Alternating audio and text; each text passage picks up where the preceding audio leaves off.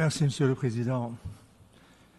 Monsieur le Président, s'il y a un exercice que j'aborde le plus dans cette salle, c'est celui d'user de mon droit de réponse, particulièrement quand il s'agit d'un pays frère, d'un pays voisin.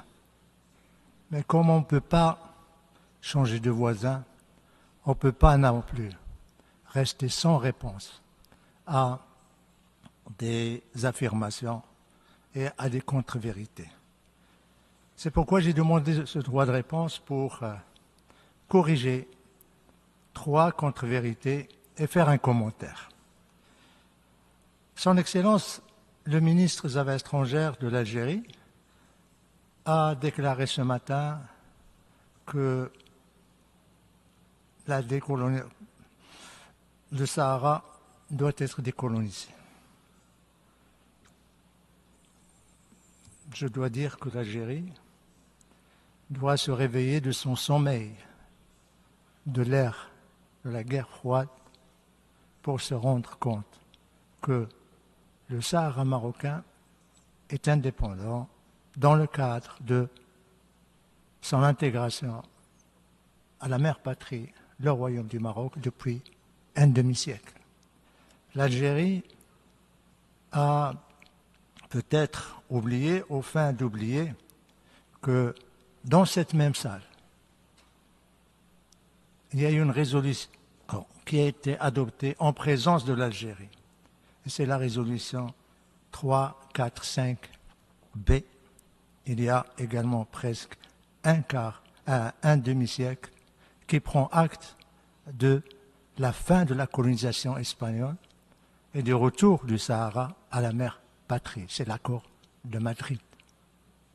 C'est une évidence, c'est une réalité, et c'est un accord qui est fait conformément au droit international. Et c'est un accord, et je voudrais là rappeler un fait historique, qui s'est fait, qui en quelque sorte était conforme au discours de feu le président Boumedienne lors du sommet de la Ligue arabe, à Rabat, lorsqu'il a déclaré devant ses pairs, rois, princes et chefs d'État, qu'il cautionnerait, qu'il soutiendrait n'importe quelle formule qui permettrait la décolonisation du Sahara marocain. Eh bien, un an après, le Sahara marocain a été décolonisé. C'est la première contre-vérité. La deuxième contre-vérité, Monsieur le Président, le ministre algérien a déclaré que son pays soutient l'envoyé personnel, soutient les efforts du secrétaire général. Je voudrais lui dire à cet égard que c'est de la poudre aux yeux. Ce n'est pas vrai, Monsieur le ministre. Tout simplement parce que, et là le monde doit le savoir, l'envoyé personnel a été nommé il y a 3 ans. Pourquoi il n'y a pas eu une seule réunion, ici ou ailleurs? Tout simplement parce que l'Algérie refuse de reprendre sa place autour de la table de négociation. L'Algérie s'oppose à la relance du processus politique. Bien plus, l'Algérie rejette les résolutions qui parlent du processus politique. Et M. le ministre vient ici ce matin nous dire qu'il soutient le processus politique. C'est une grande bizarrerie que l'Algérie dit vouloir soutenir les efforts de l'envoyé personnel et ceux du secrétaire général, mais en même temps, il pose les conditions. Moi, je ne viens pas, voilà qui va venir, qui doit participer, qui ne doit pas participer. Et c'est bizarre que l'Algérie, qui prétend soutenir le processus politique, s'oppose à ce que son nom soit cité rejette les résolutions pour la simple raison que son nom est cité dans toutes les résolutions du Conseil de sécurité en tant que partie prenante principale dans ce différend régional qui doit reprendre sa place autour de la table des tables rondes. Nous espérons que lorsque M. le ministre des Affaires étrangères de l'Algérie rencontrera l'envoyé personnel cet après-midi, qu'il puisse lui dire, enfin, ou bien lui annoncer une bonne nouvelle, que l'Algérie reprend sa place autour de la table, conformément aux résolutions du Conseil de sécurité et conformément à la déclaration faite par ce même ministre ce matin du haut de cette tribune. Troisième contre-vérité, Monsieur le Président, Monsieur le ministre accuse le Maroc de falsifier des réalités immuables. Il y a un adage qui dit « Il n'y a pas pire qu'un aveugle qui ne veut pas voir ». Quelle réalité le Maroc change ou falsifie? Nous ne falsifions rien, nous faisons tout en plein jour. Et nous le faisons avec la communauté internationale.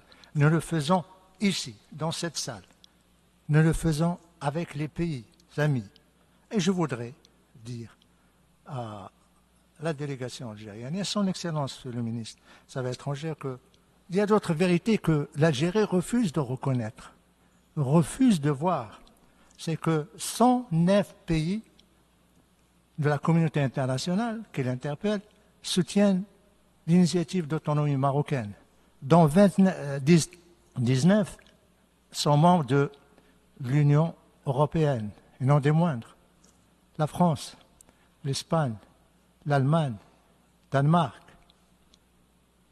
Slovénie, Finlande, rien que ces derniers mois. Bien plus, cette salle a résonné des voix des chefs d'État et de gouvernement qui ont exprimé leur soutien non seulement à l'initiative d'autonomie marocaine, mais à la souveraineté du Maroc sur son Sahara immuable. Troisième vérité que la délégation algérienne feint d'ignorer, c'est qu'il y a 29 consulats qui ont été ouverts au Sahara marocain. Le 30e est en cours. Il sera bientôt ouvert. Et on aura d'autres. J'espère que la délégation algérienne changera de lunettes pour pouvoir voir enfin la réalité de ce qui se passe au Sahara marocain. Autre réalité, le développement économique que l'Algérie ne veut pas voir au Sahara marocain. Les autoroutes, le pont le plus long en Afrique, le port le plus en eau profonde, le plus grand en Afrique. 4000 tracts traversent le Sahara chaque jour, et particulièrement au passage de Guelguelet. Les universités, les hôpitaux universitaires, les écoles d'excellence, les investissements étrangers, le solaire, voilà les réalités que l'Algérie ne veut pas voir, et nous espérons qu'il finira par se rendre à l'évidence qu'on ne peut pas cacher le soleil, particulièrement celui du Sahara. La dernière chose que je voudrais dire, Monsieur le Président, c'est une observation, une remarque. Monsieur le ministre des Affaires étrangères a parlé de menaces qui pèsent sur la région sahélo-saharienne, menaces terroristes, menaces séparatistes, sous-développement. Je suis pour une fois d'accord avec lui. Je suis d'accord avec ce diagnostic. Mais Monsieur le ministre a oublié de nous dire le remède, plutôt de nous dire le pourquoi, les causes. Les causes, c'est l'Algérie. C'est la mère de tous les problèmes du Sahel et du Sahara. Parce que tout simplement, quand on se pose la question où vont se réfugier les terroristes, où vont se réfugier les extrémistes, où vont se réfugier les séparatistes, eh bien, sur le territoire algérien.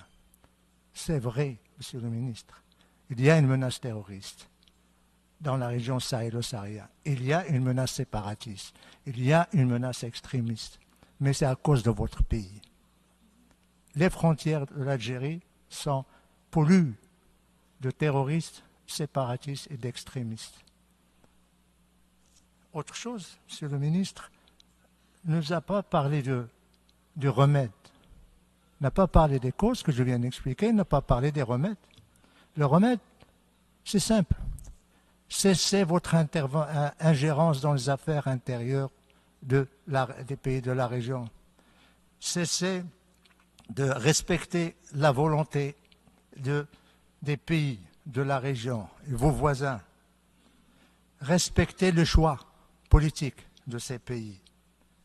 Et je dirais, comme dernière observation, réécoutez, s'il vous plaît, le discours d'un éminent ministre qui a été fait ce samedi, du haut de cette tribune, où il dresse la situation des relations des pays du Sahel avec l'Algérie.